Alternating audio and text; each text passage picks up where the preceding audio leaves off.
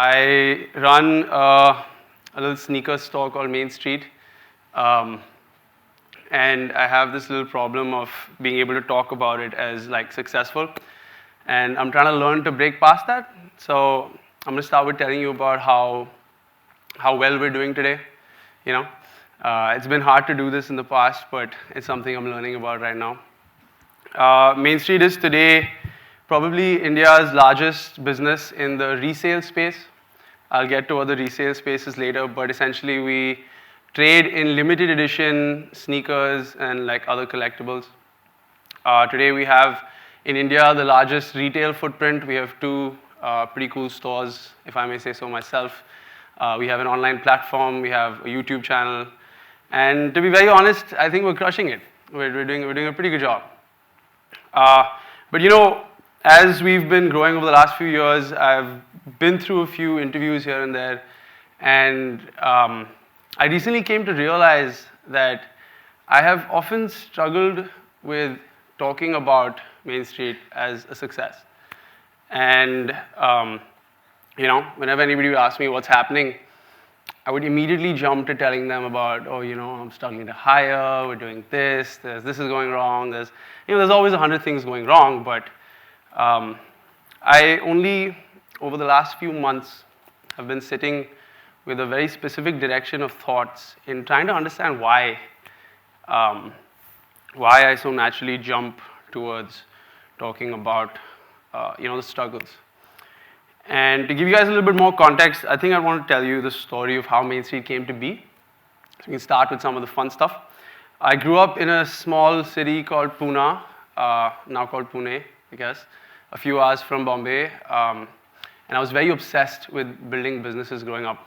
I'm not sure what it was, but at one point in time, my dad, I asked my father for an iPod, and he told me the story of like Steve Jobs. And I was like, Dad, can I have an iPod for my 10th birthday? And he was like, do you know who Steve Jobs is? And I was like, no, Dad, I'm 10. I don't know who Steve Jobs is. And he went on to tell me about how Steve Jobs was this fellow who started Apple, and then he got fired from Apple, and he started Pixar. And I was like, damn, that's pretty cool. And he came back to Apple, and now he's using the iPod. I remember that specific moment in the car. I think my dad had picked me up from school, and I was so starry-eyed. Ever since then, like, I was dead focused on just this idea of starting a business that could leave that sort of impact. I think I now realize that that's what it was. It was just this relationship with like large-scale impact of building something in that space that like leaves a mark across the board. And I started, just thinking in that direction ever since I was like, I don't know, 10 or 11 years old. By the time I was 14 or 15, I think I started I tried to start my first business. From the time when I was 13 or 14, I used to take photos. I would do anything that I could get paid for, basically. So I took photos for events, parties, like studio photo shoots. I then learned how to do videos. I would take videos for people.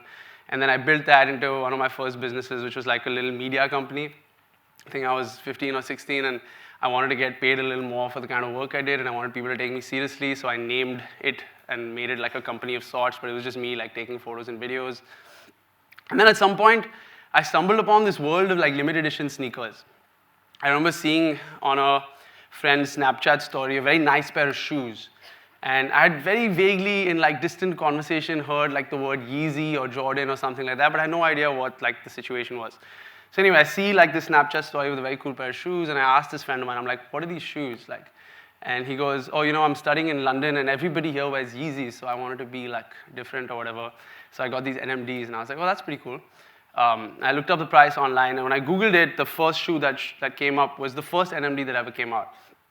And I looked at the price, and it was something of, I think, 8 or 10,000 rupees, and I spent some time convincing my father to let me buy a pair of shoes for that kind of price. My dad, I think, allowed me to spend about 8 grand on the shoes. I had 2,000 rupees of my own, and I texted this friend. I was like, yo, can you get me these shoes from London when you come back the next time? And he started laughing. He was like, dude, those shoes are always sold out. And I was like, what do you mean? Like, why can't we find them in another store? And that's when I stumbled upon this whole culture of limited edition sneakers, where a lot of these shoes that these brands made were almost designed in such a manner that when they knew what had higher demand, they would release limited quantity in order to like spike price and brand value in the aftermarket. And so every time I met a friend, this other friend of mine in Pune, we would always talk about sneakers and this limited edition space. And one day I remember I was at a birthday party and I went up to this friend of mine and I was like, dude, we should start a sneaker store.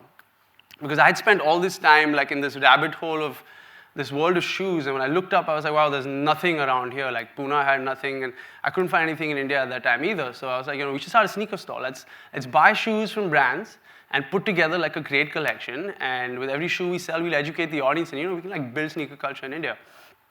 Then we started working on this idea, and soon enough, when we started hitting up brands, we realized, you needed money to buy shoes, and we were like, we don't have any money. So we're like, okay, we got to go back to the drawing board. And we identified that the opportunity we were building in was this gap. And so we thought, okay, what else can we do to fill this gap? And that took us to the YouTube channel that we built. And eventually, it was December of 2017, we launched Main Street TV as a YouTube channel, trying to build sneaker culture in India. Soon enough, we started a little store in Pune, which we hacked our way into getting free of cost. And we asked our YouTube audience to send us their shoes, their limited edition shoes that we said, we'll stock for you here, and we'll sell for you, and we'll take a margin on that. Again, because we didn't have any money, we had to figure out a way to put together something to sell so we could start making money. And from there came the birth of the Main Street Marketplace, our first store in Pune, and this was in 2018. A few months in, I realized that I have no idea how to run a business or a store, and my partners were both studying in college. And I thought that the only way forward would be to move to Bombay, because I felt like there was a lot of opportunity here in this big city. So one day I got up, packed my bags, and I left the city, and I would crash on friends' floors and couches for a few months until I managed to move into a little apartment of my own with two friends of mine. And I spent the next almost 18 months, I think, just meeting people who would agree to have coffee with me and asking them questions about what they think about what we're doing, how you think I could build this to the next level. Eventually, I realized that the only way to do this would be to shut down everything else I was working on. I'd have to put a lot more time and effort into it. I'd have to build some sort of focus that I was struggling with. And I had to, at some point, part ways with my two partners. It was kind of hard to do because, breakups are hard. And eventually, I think by the end of 2019, I managed to end things with my partners. I shut down everything else I was working on. And through the lockdown, Main Street ended up growing and growing and growing on the internet, and we built to where we are today. Now, what's interesting about what I've discovered over these last few months was that I managed to identify that my biggest problem in these whole few years of building this business was that almost everything I did was from a fear of not doing it. And this is, I guess, where the boring part of this conversation begins. But it was fairly important to me to be talking about it. So I realized soon enough that growing up, my parents always told me that I was a really smart kid. I know, very new. No parents have ever told their kids that they're smart. But I think my parents did a great job of making me believe it. I sincerely believed that I was a really smart kid, and I was really ambitious and all of that. But then when it got down to doing the simplest things, when I had to write an email or study for a test or something like that, I just couldn't do it. It was so hard. The simplest thing. Whenever I saw anybody talk about prepping for an important exam or studying for long periods of time or, coding or, practicing for something, it was just it scared me because I had all this ambition on the outside and I had a firm belief that this is what I want to do. But slowly and steadily on the inside, I built this mountain of fear that everything that I want to do is something that I'm not really capable of doing. And this built and built and built. But through this whole course of, this short 23-year period of my life, I was so obsessed with these ambitions on the outside, and I was so scared to accept that I didn't actually believe what was happening. And I guess I feel like I sort of manifested everything that happened around. And mind you, I'm living my dreams today, right? We're doing exactly what I wanted to do. We're leading in a fresh industry. We've got all of the Forbes 30 under 30 and GQ most influential young Indian lists, and I'm best friends with some people I could only dream of hanging out with, and it's absolutely phenomenal. But I, for the longest time, had a very strong conviction that I was afraid of accepting, that I just wasn't capable of it. And that's why, over time, I realized that when anybody asked me how we're doing, I almost felt guilty to talk about like what I've managed to accomplish or how far we've come as a success. And this led to 2021. 2021, we opened our second store in Delhi. It's one of the largest like sneaker stores in probably Asia. It's really nice. It's like a really nice store. It's across countries, you won't find a sneaker store as nice as that. And around then, we raised our first round of funding. I was in a relationship. I had committed to the internet and myself that I would not shave or get a haircut till I had abs. There's a lot going on. And I was trying to do everything in a rush, and I looked super homeless doing it, and it was just like, there was so much going on, and I was so scared. I was so scared of not doing anything in that moment that I wanted to do everything now. And I just like messed my head up so badly. At early 2022, we dealt with some legal trouble in the company for the first time. And that just like knocked me off my course entirely. It was terrifying to feel like, there was a time I remember I called my parents and I just like broke down crying, and it just felt like I had gambled everything on myself this whole time and lost. And the only reason I felt all this was because I was so damn scared to accept that we've actually been able to do as much as we've done, and that at the same time, I never believed like I deserved any of it or that I was capable of any of it. I remember getting past this whole last of 2022, I spent learning to basically slow myself down, slow my head down, acknowledge that despite having this inability to sit down and focus, like my obsession with what we were building had got us so goddamn far that, if I managed to get past this fear, there's probably a lot more waiting on the other side. So I started putting some time into understanding these inabilities more. And I saw a therapist. That's when I got myself sort of diagnosed with ADHD. When I say sort of, I mean, I visited a therapist and I was like, look, I have a lot of trouble focusing. It's probably ADHD. She was like, yeah, it's probably ADHD. But then when I started telling her more, she was like, it's not that bad. It's really not that bad. You don't need meds. So like, do you really want to do the test? It's really expensive. I was like, nah, it's fine. I'll take your word for it. But that diagnosis just really helped me identify that this is what was really like, causing all of these troubles. And it led me to understand that I had like held against myself for so long that I was unable to do simple things when it was clearly just like, I don't want to say condition, but it was like a very simple problem and there were very clear solutions to like overcome it. And since then I've spent time understanding it a lot more, dealing with it.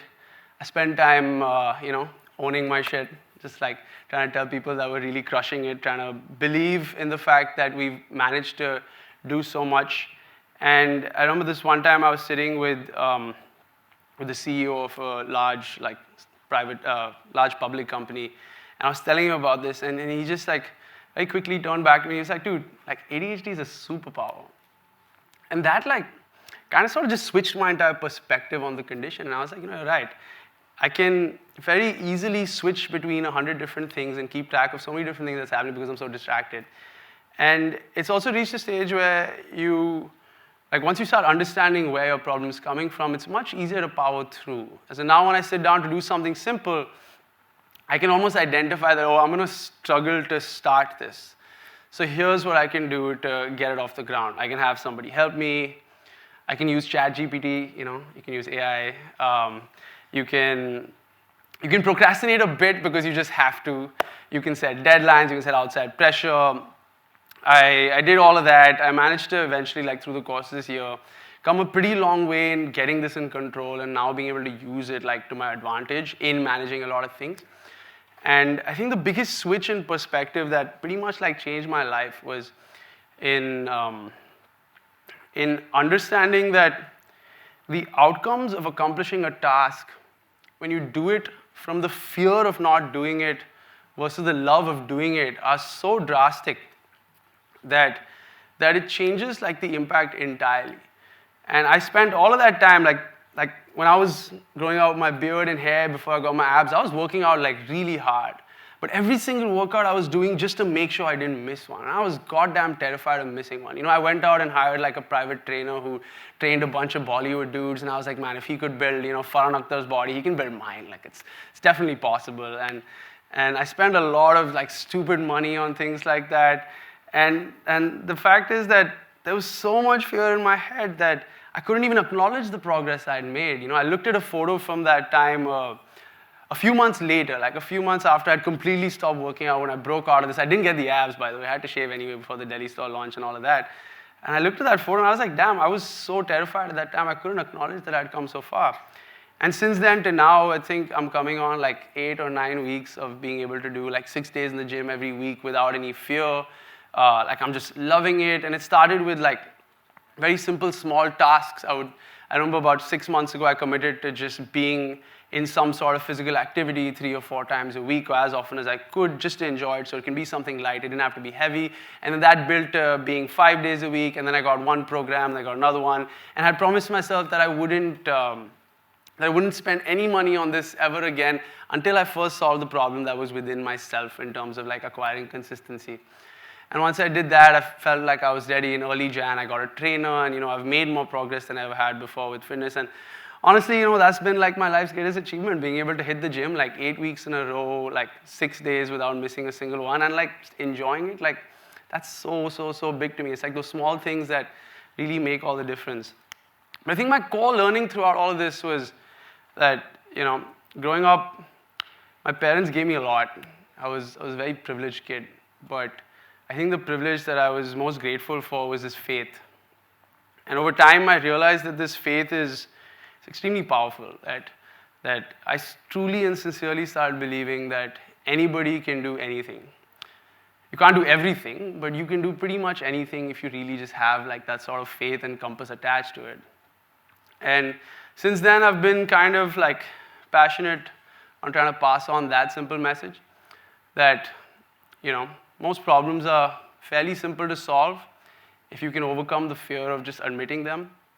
And the first step to solving any problem is really just like identifying it. And I think I guess I want to leave everybody with that.